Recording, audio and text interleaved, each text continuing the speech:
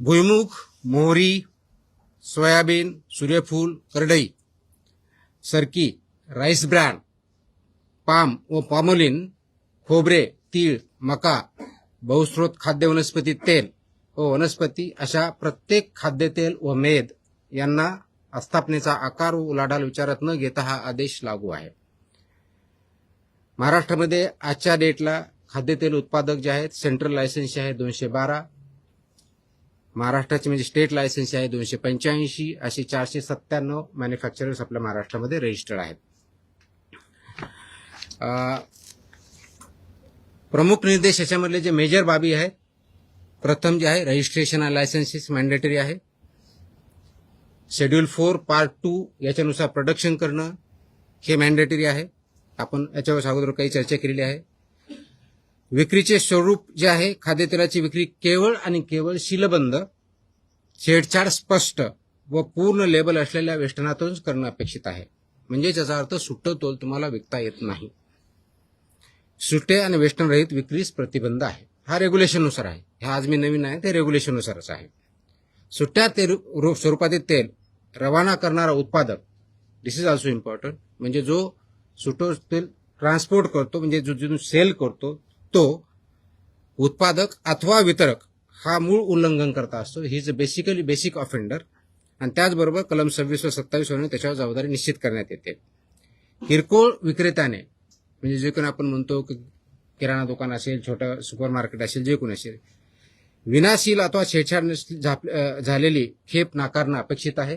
त्यांना जर कोणी सेल करत असेल तर ते त्यांनी ऍक्सेप्ट करू नये व पुरवठादाराची माहिती अन्न सुरक्षा अधिकाऱ्यास कळवणं अपेक्षित आहे. त्यांनी जर हे केलं नाही तर ते पण तेवढ्याच बाबतीत जबाबदार राहतात. बहुस्रोत खाद्य वनस्पती तेल जे आहे आणि मोहरी तेल याच्या बाबतीत स्पेसिफिक सूचना आहे. आगमार्क प्रमाणपत्रासह 15 किलोग्रॅमपेक्षा अधिक नसलेल्या सीलबंद वेष्टनातच विक्री करणं अपेक्षित आहे. वेष्टनाच्या दर्शनी भागावरती बहुस्रोत खाद्यतेल ही घोषणा असणं अपेक्षित आहे. त्या घोषणेमध्ये प्रत्येक घटक त्याच्यात इन्क्लूड आहे, त्याचं नाव व वजनी टक्केवारी आणि सुट्टे विकू नये ही घोषणा सुद्धा अपेक्षित आहे. 8 जून 2021 नंतर उत्पादित कोणत्याही बहुस्रोत खाद्य वनस्पती तेलात मोहरी तेलाचा समावेश करता येणार नाही. याचं नोटिफिकेशन ऑलरेडी 2021 मध्ये काढलेलं आहे. त्याच्यामुळे मोहरीचं तेल जर विकायचं असेल ते फक्त 100% तेल शुद्ध मोहरी सेपरेट एंटिटी म्हणूनच विकता येतं, ते मिक्सर करता येत नाही. तिसरा जो महत्वाचा मुद्दा आहे गुणवत्ता व भेसळ या बाबतीतला आहे. अर्जोमेन तेल, खनिज तेल, एरंडेल तेल व ट्रायऑर्थोक्रेसिल फॉस्फेट यांची उपस्थिती पूर्णतः प्रतिबंधित आहे. ऑइलमध्ये, एडिबल ऑइलमध्ये याच्यामध्ये कोणताही आयटम किती not even single particle of that can be should be available here is absolutely prohibited because it is unsafe. औद्योगिक ट्रान्सफॅट ऍसिड एकूण तेल किंवा मेदाच्या वजनाच्या 2% पेक्षा जास्त असणार नाही. रिफाईन तेलाचे आम्लमूल्य 0.5 किलोग्रॅम पेक्षा अधिक असणार नाही. जड धातू, अफ्लाटॉक्सिन, बहुचक्रीय सुगंधी हायड्रोकार्बन्स व अविष्टक विद्रावक विहित मर्यादेत अनुज्ञेय याच्या पुढे चालणार नाही. पावसाळ्यात व त्यानंतर मोहरी तेलातील अर्जमेन भेसळीविरुद्ध हंगामी संनियंत्रण जास्त आम्ही करत असतो, ती यावेळेस पण आम्ही करणार आहोत. जे पॅकेजिंग आहे ज्याला वेस्टर्न म्हणतो, थेट संपर्क म्हणजे ज्याच्यामध्ये हे पॅकेज केलं जातं, मग तो काही प्लास्टिकच्या बाबतीत असेल, काही टीनच्या किंवा स्टीलच्या बाबतीत असेल, ती शुड बी फूड ग्रेड असणं अपेक्षित आहे आणि ते NABL लॅबनी प्रमाणित केलेलं असावं हे अपेक्षित आहे. लवचिक वेष्टनासाठीचे स्पेसिफिकेशन आहेत, खूप टेक्निकल आहेत. IS 14636, IS 1993 हे डिटेल्स आहेत. आपल्या याच्यावरती काही जर रिसर्च करायचे आहे ते माझ्या वेबसाईटवरती आहेत, you can go through that. Plastic जे वापरतं याच्यासाठी ज्याच्यामध्ये हे तेल पॅक केलं जातं त्याची स्थलांतर मर्यादा म्हणजे त्या प्लास्टिकमधून त्या फूडमध्ये म्हणजे ऑइलमध्ये, एडिबल ऑइलमध्ये कितीपर्यंत अनुज्ञेय आहे तर ते 60 मिलीग्रॅम प्रति केजी. याच्यापेक्षा जास्त झालं तर इट बिकम्स अनसेफ. म्हणून त्या धर्तीचं प्लास्टिक किंवा पॅकेजिंग मटेरियल हे अपेक्षित असतं. आणि DHP सारखं जे प्लास्टिक आहे त्याची विशिष्ट मर्यादा ही 1.5 मिलीग्रॅम पर केजी आहे. त्याच्यामुळं पुनर्चक्रित प्लास्टिक जे आहे केवळ अन्न प्राधिकरणाकडून प्राधिकृत जे आहेत त्यांच्याकडूनच अवेलेबल करून घ्यावे. त्याचप्रमाणे त्यांची विक्री करून ते त्या मानांकनाचे आहेत हे बघावं आणि त्यानंतर ते वापर करावा. साठवणूक आणि वाहतूक याच्या बाबतीत सर्वात महत्वाची गोष्ट आहे की थेट सूर्यप्रकाश, उष्णता व गंधयुक्त वा घातक पदार्थापासून दूर ठेवणं अपेक्षित आहे, कारण त्याचा इम्पॅक्ट त्याच्या क्वालिटीवरती होतो. त्याचबरोबर फिफो मेथड वापरणं अपेक्षित आहे. घातक पदार्थ, खनिज तेल किंवा अखाद्य माल वाहून नेण्यापूर्वी वापरात असलेले टँकर खाद्यतेलाच्या ट्रान्सपोर्टेशनसाठी वापरता येणार नाही, ते प्रोहिबिटेड आहे.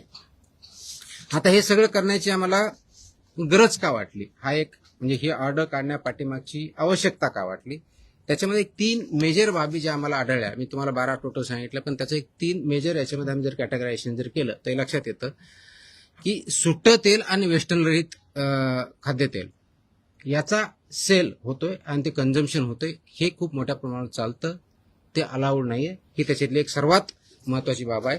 हे का होतं तर त्याच्यामध्ये लेबल नसतं, बॅच क्रमांक नसतो, वेस्टर्न नसतं, दिनांक नसतो, कधी मॅन्युफॅक्चर केलं ते माहीत नसतं, आणि हे माहीत नसल्यामुळे त्याचा स्रोत माहीत नसतो, आणि त्याच्यामुळे असं जर सापडलं, त्याच्यात फूड पॉइझनिंग झाली, त्याची केस झाली, तर ते कुठून आलंय, त्याचा स्रोत काय हे माहीत नसल्यामुळे आपल्याला कारवाई करता येत नाही, म्हणून हे प्रोहिबिटेड आहे. तर अशा प्रकारच्या घटना घडू नयेत, ते अनसेफ आहे. हा एक सर्वात मोठाचा धोका याच्यातून निर्माण झालेला आहे, आणि म्हणून त्या अनुषंगाने याच्यावरती जास्त स्ट्रिंजंट कारवाई करणं अपेक्षित, हा पहिला मुद्दा. दुसरा जो मुद्दा आमच्या मेजर निदर्शनास आला आहे, वापरलेल्या किंवा गंजलेल्या डब्यात पुनर्भरणं. म्हणजे बऱ्याच अंशी एक खूप मोठी इंडस्ट्री याच्यावरती काम करते की हे जे यूज टीन आहेत, म्हणजे डबे ज्याला म्हणू आपण, इथे परत रियूज करतात पॅकिंगसाठी, विच इज प्रोहिबिटेड. ते रियूज करण्यात येताना त्याच्यामध्ये अडल्चरेशन होऊ शकतं, अनसेफ होऊ शकतं, आणि त्याचा वापर झाल्यामुळे जे ह्युमनसाठी कन्झम्पशनसाठी अलाउड नाहीये, प्रोहिबिटेड आहे किंवा अनसेफ आहे, असा प्रॉडक्ट तयार होतो. म्हणून खनिज तेल, वंगण, रंग किंवा रसायने साठवलेल्या डब्यांचा पुनर्वापर तसेच डाग वेल्डिंग केलेल्या डब्यामधून धातूजन्य दूषितता होऊ शकते, आणि म्हणून त्याचा वापर प्रोहिबिटेड आहे. परंतु या इंडस्ट्रीमध्ये काही इस्टॅब्लिशमेंट इलिगली हे वापरतात, त्याच्यामुळे त्यांच्यावरती कारवाई जास्त प्रमाणात होणं अपेक्षित आहे. हा दुसरा मेजर इश्यू आमच्यावरती आम्हाला जो आढळून आलेला आहे तो आहे. आणि तिसरा आणि अत्यंत महत्वाचा, विशेष करून तुम्हा आमच्या सगळ्यांसाठी जे मोठ्या सिटीजमध्ये राहतात, मोठ्या हॉटेल्समध्ये किंवा रेस्टॉरंटमध्ये राहतात, त्यांच्यासाठी की तळणीच्या तेलांचा वारंवार वापर, हे जे ऑइल यूज केलेलं आहे त्याचा परत रियूज होतो. ते वारंवार तापल्यानंतर काय होतं तर त्याच्यामध्ये हानिकारक ध्रुवीय संयुगे, ट्रान्स फॅटी ऍस तयार होतात, ऍसिड्स तयार होतात, अल्डिहाइड्स तयार होतात, आणि त्याचा परिणाम आपल्या हेल्थवरती होतो. त्याचा सेवनाचा संबंध रक्तातील आपलं मेदविकृती, धमनी काठिण्य, उच्च रक्तदाब, यकृत व मूत्रपिंडाची हानी आणि कर्करोगाच्या वाढत्या धोक्याशी डायरेक्टली कनेक्टेड आहेत, असे रिसर्च आहेत, त्याच्यावरती हेल्थ पेपर आहेत, आणि WHO पासून सर्वांच्या याच्यामध्ये वॉर्निंग पण आहे. तर हे अवॉइड करण्यासाठी याच्यामध्ये हे सांगितलेलं आहे की 25% अधिक नसलेलं, म्हणजेच तुमचा जो ध्रुवीय संयुगे ज्याला म्हणतो त्याचं रिडिंग हे 25 जास्त असता कामा नये, आणि म्हणजे रियूजच्या बाबतीत, आणि जे फ्रेश एडिबल ऑइल असेल त्याचं 15 जास्त असता कामा नये. मी सांगतो I will come to that. म्हणजे मराठी तो पहिले खत्म करने दो, मेरा आज मुझे भी बहुत याद करना पड़ा है सर.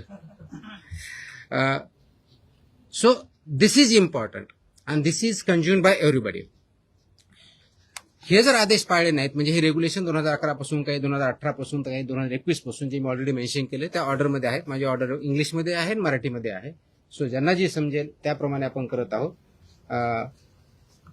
तुमच्यासाठी प्रेस इंग्लिशमध्ये पण आम्ही तयार करून ठेवलेली आहे. So we have learn. तर व्हॉट विल हॅपन, त्याच्यामध्ये पनिशमेंट अशा आहेत की जर याच्यामध्ये उल्लंघन केले, सुरक्षित अन्नाच्या प्रकरणामध्ये कलम 59 नुसार जिथं आम्हाला अनसेफ सापडेल त्याच्यामध्ये 7 वर्षापासून आजन्म कारावासपर्यंत पनिशमेंट आहे, 10 लाखापर्यंत. That is for unsafe under section 59 of act. अवमानक तेलासाठी 5 लाखापर्यंत आहे, 5 लाख पनिशमेंट. मिथ्याछापित म्हणजे मिसब्रँडेडसाठी 3 लाखापर्यंत आहे फाईन. भेसळकारक पदार्थ बाळगल्यास 10 लाखापर्यंत आहे. वैध परवानग्याशिवाय म्हणजे विदाऊट लायसन्स केलं अप टू 10 लाख फाईन आहे. दिशाभूल करणाऱ्या जाहिराती अप टू 10 लाखपर्यंत फाईन आहे. कंपन्यांच्या बाबतीत संबंधित संचालक, भागीदार, व्यवस्थापक वैयक्तिक तिथे आम्ही जबाबदार धरणार आहोत. फक्त तिथला मॅनेजर वगैरे नाही, इट विल बी एव्हरीबडी. आणि आवश्यकतेनुसार त्याचं परवाना निलंबन असेल, इम्प्रुव्हमेंट नोटिसेस असतील, रद्द करण्याची प्रोसेस ती नियमानुसार केली जाईल. आता हे करत असताना कंप्लेन करण्याची मेकॅनिझम आपल्याकडे अवेलेबल आहे. परत आपल्या माहितीसाठी सांगतो की जर हे असेल, ग्राहकांनी किंवा नागरिकांनी काय करायचं, ज्यावेळेस आपण, तुम्ही, मी मार्केटमध्ये जातो त्यावेळेस तुम्ही, मी काय केलं पाहिजे. तर पहिली गोष्ट, सुट्टं तेल विकत घ्यायचं नाही. Please don't buy loose oil, edible oil, number 1. Number 2, जर ते पॅक आहे तर त्याचं लेबल बघा, लेबलवरचा बॅच क्रमांक बघा, मॅन्युफॅक्चरिंग डेट बघा, बेस्ट बिफोर किंवा एक्सपायरी डेट बघा, वेस्टर्न, ह्या सगळ्या गोष्टी. ते सीलबंद आहे का ते चेक करा. मग टीनचं असेल नाही तर प्लास्टिकचं असेल. This is what citizens should do, consumer should do. जुन्या, गंजलेल्या किंवा पुनर्वापरित डब्यातील तेल विकत घेऊ नये. आपल्याला सर्वसाधारणपणे जर दिसला तर ते अवॉइड करावं, त्याची रिपोर्टिंग करावी. Will act. बहुस्त्रोत खाद्यतेल वेस्टर्नवर एगमार्क हा मार्क असला पाहिजे. Agmark that is very very critical.